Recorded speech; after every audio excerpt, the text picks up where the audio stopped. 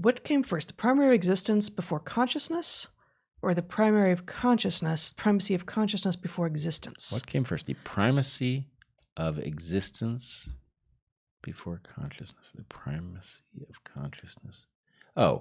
This is the kind of chicken and egg of knowledge versus creationism in philosophy. Do you have thoughts? Yep. So I want you to start talking because I'm not sure that I quite understand. I think this is a panpsychism question. And I would say...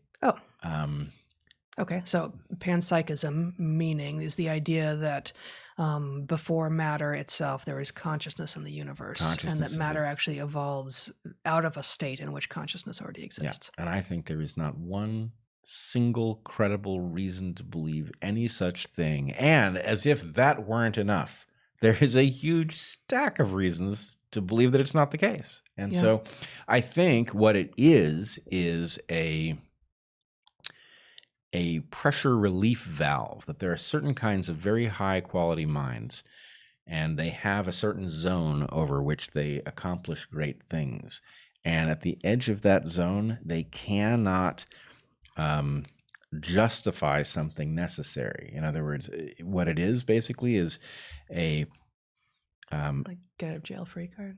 It is a get out of jail free card for faith, for which one should not have to have a get out of jail free card. As I have argued to the annoyance of many high quality thinkers, the act of science requires a tiny little bit of faith, right? Mm-hmm. You have to have faith that you exist and you are interacting with the actual universe and therefore are in a position to say something about what's true about it.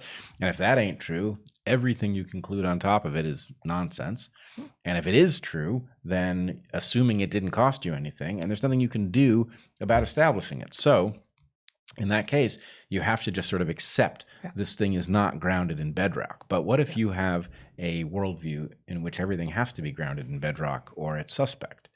And so then you have to come up with something for the supposed hard problem of consciousness, which you and I don't regard as a hard problem.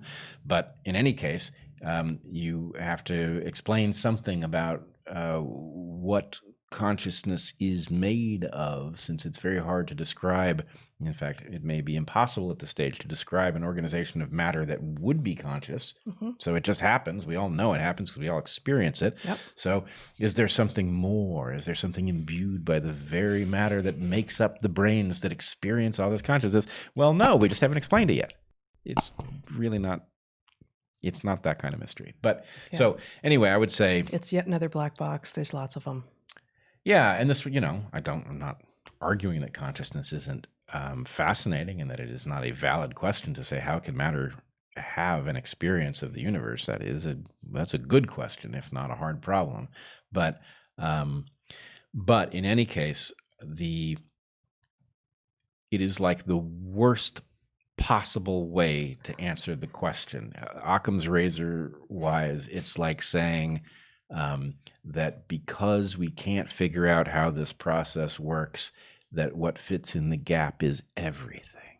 And it's like, no, you can't, you don't do that. It's bad. You just threw the game. The game is to minimize the complexity of the explanation, not to totally invert it and add everything. So, all right. Excellent.